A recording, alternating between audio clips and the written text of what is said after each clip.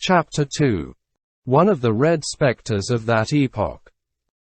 Anyone who had chanced to pass through the little town of Vernon at this epoch, and who had happened to walk across that fine monumental bridge, which will soon be succeeded, let us hope, by some hideous iron cable bridge, might have observed, had he dropped his eyes over the parapet, a man about 50 years of age wearing a leather cap, and trousers and a waistcoat of coarse grey cloth, to which something yellow which had been a red ribbon, was sewn, shod with wooden sabots, tanned by the sun, his face nearly black and his hair nearly white, a large scar on his forehead which ran down upon his cheek, bowed, bent, prematurely aged, who walked nearly every day, hoe and sickle in hand, in one of those compartments surrounded by walls which abut on the bridge, and border the left bank of the Seine like a chain of terraces, charming enclosures full of flowers of which one could say, were they much larger, these are gardens, and were they a little smaller, these are bouquets. All these enclosures abut upon the river at one end, and on a house at the other. The man in the waistcoat and the wooden shoes of whom we have just spoken, inhabited the smallest of these enclosures and the most humble of these houses about 1817. He lived there alone and solitary, silently and poorly, with a woman who was neither young nor old, neither homely nor pretty, neither a peasant nor a bourgeoise, who served him. The plot of earth which he called his garden was celebrated in the town for the beauty of the flowers which he cultivated there. These flowers were his occupation.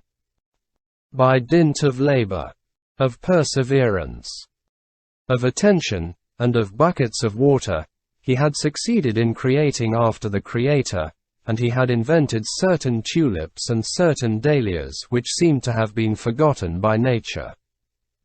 He was ingenious.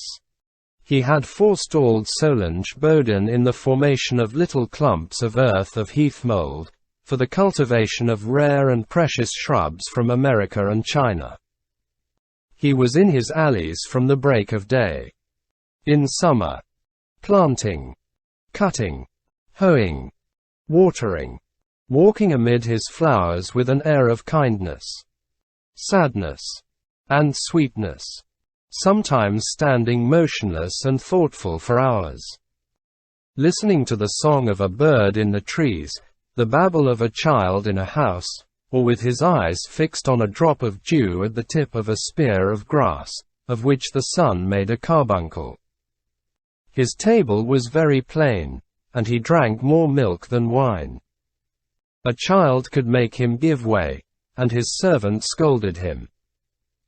He was so timid that he seemed shy, he rarely went out, and he saw no one but the poor people who tapped at his pane and his curé, the Abbé Mabeuf, a good old man.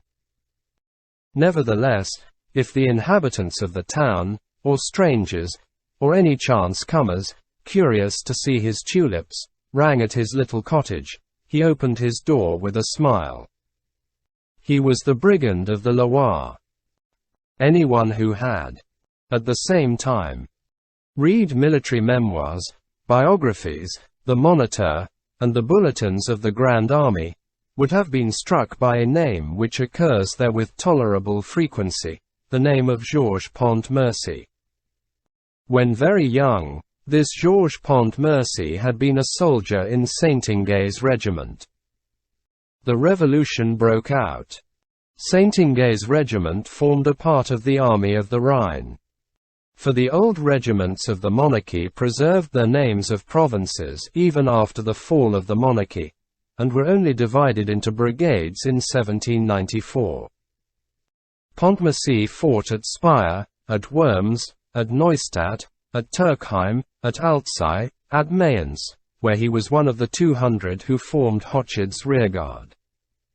It was the 12th to hold its ground against the corps of the Prince of Hesse. behind the old rampart of Andernach, and only rejoined the main body of the army when the enemy's cannon had opened a breach from the cord of the parapet to the foot of the glacis.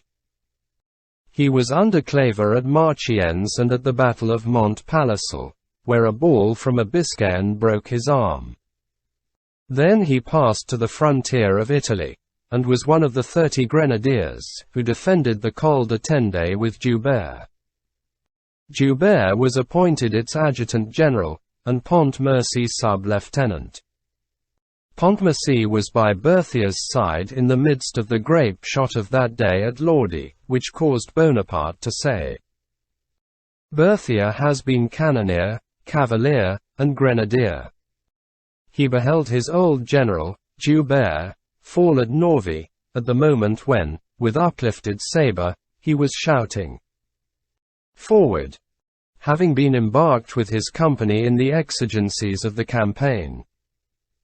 On board a pinnace which was proceeding from Genoa to some obscure port on the coast, he fell into a wasp's nest of 7 or 8 English vessels. The Genoese commander wanted to throw his cannon into the sea, to hide the soldiers between decks, and to slip along in the dark as a merchant vessel. Pontmercy had the colours hoisted to the peak, and sailed proudly past under the guns of the British frigates. 20 leagues further on, his audacity having increased, he attacked with his pinnace, and captured a large English transport which was carrying troops to Sicily, and which was so loaded down with men and horses that the vessel was sunk to the level of the sea. In 1805 he was in that Maller division which took Günzburg from the Archduke Ferdinand. At Weltingen he received into his arms, beneath a storm of bullets, Colonel Maupetit, mortally wounded at the head of the 9th Dragoons. He distinguished himself at Austerlitz in that admirable march in echelons effected under the enemy's fire.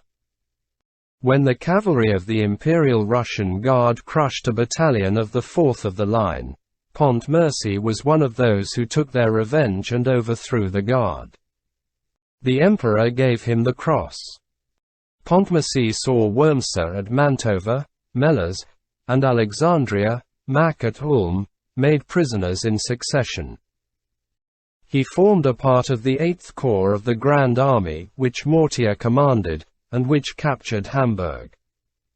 Then he was transferred to the 55th of the line, which was the old regiment of Flanders.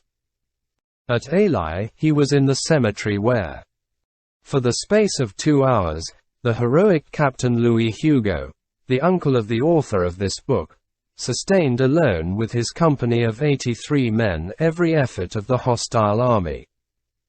Pontmercy was one of the 3 who emerged alive from that cemetery. He was at Friedland. Then he saw Moscow.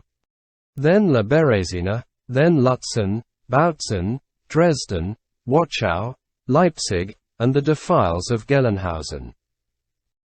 Then Montmirail, Château Thierry, Cron, the banks of the Marne, the banks of the Aisne, and the redoubtable position of Laon.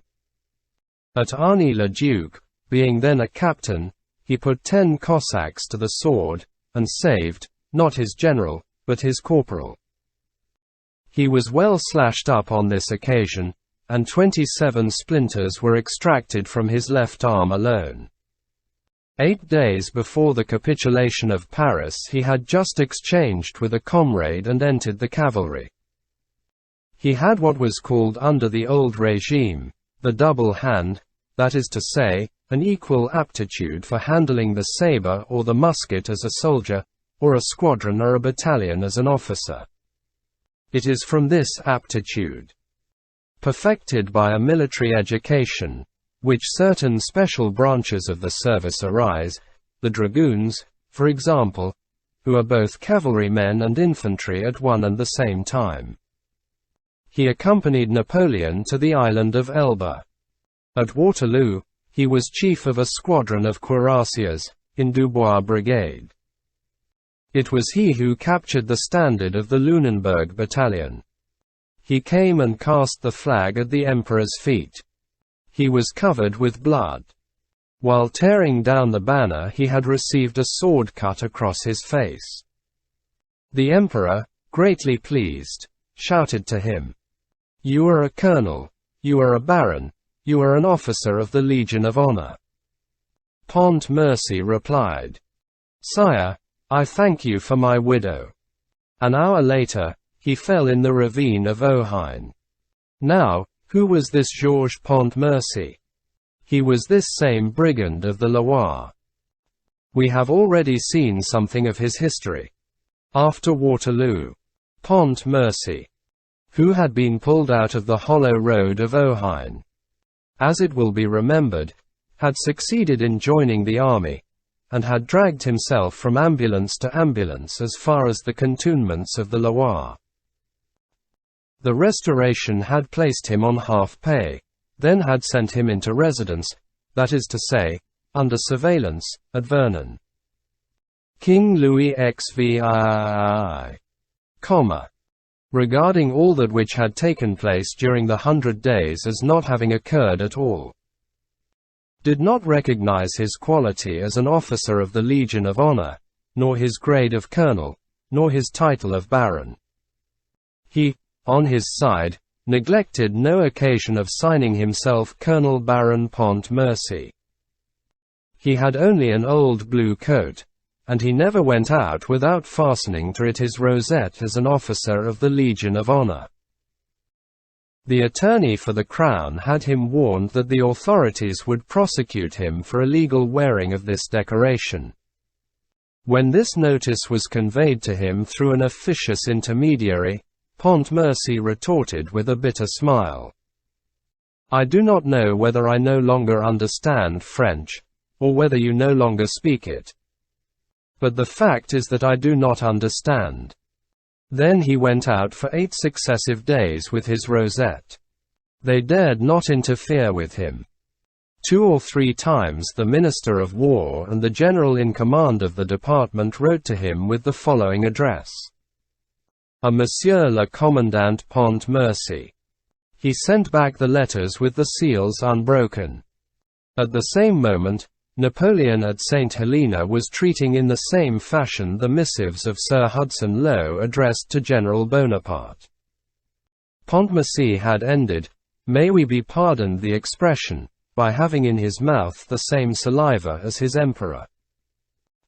In the same way, there were at Rome Carthaginian prisoners who refused to salute Flaminius, and who had a little of Hannibal's spirit.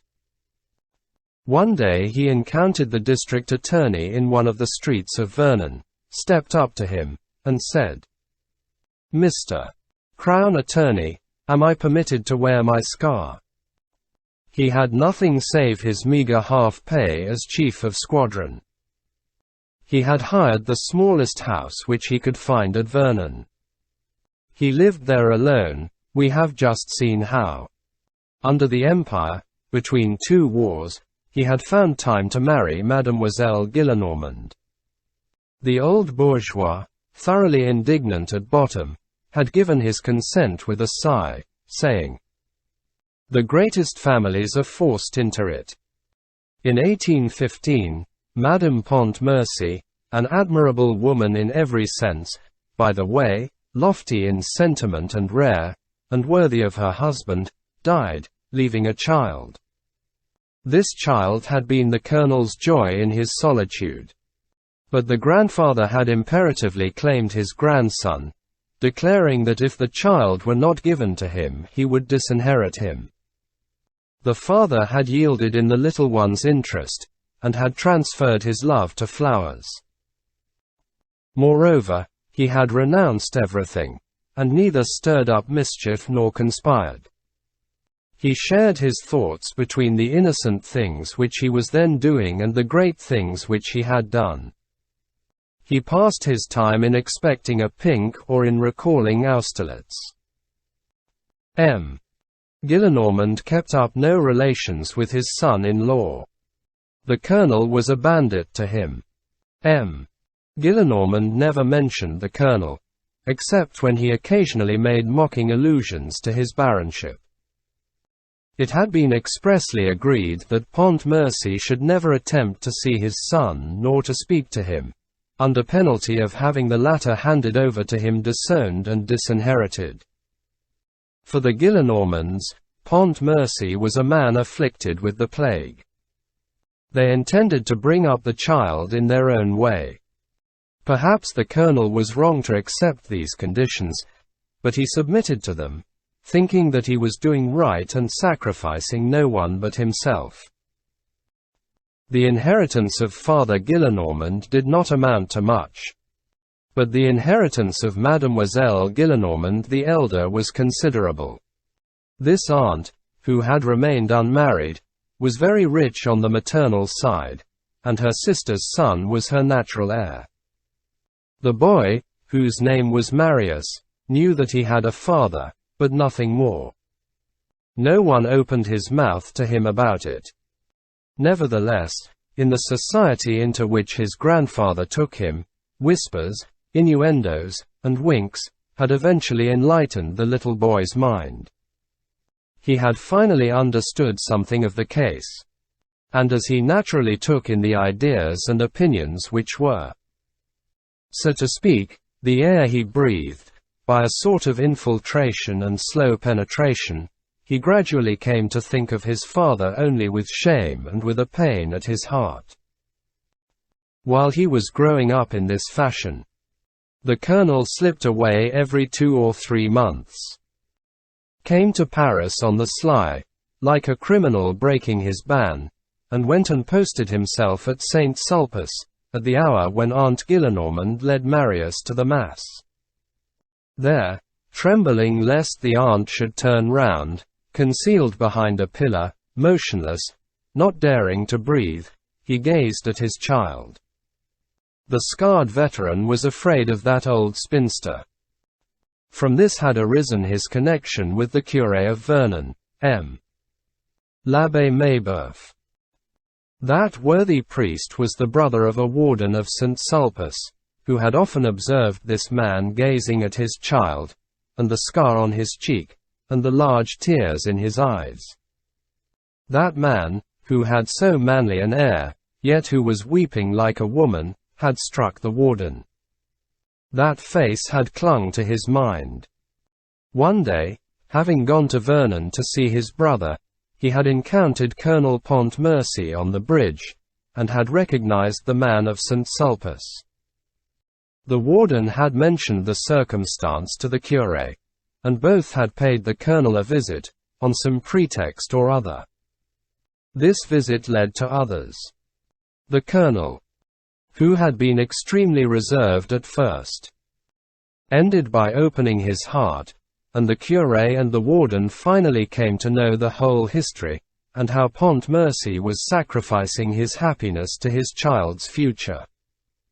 This caused the curé to regard him with veneration and tenderness, and the colonel, on his side, became fond of the curé. And moreover, when both are sincere and good, no men so penetrate each other, and so amalgamate with each other, as an old priest and an old soldier. At bottom, the man is the same. The one has devoted his life to his country here below, the other to his country on high. That is the only difference. Twice a year, on the 1st of January and on St. George's Day, Marius wrote duty letters to his father, which were dictated by his aunt, and which one would have pronounced to be copied from some formula. This was all that M. Gillenormand tolerated, and the father answered them with very tender letters which the grandfather thrust into his pocket unread.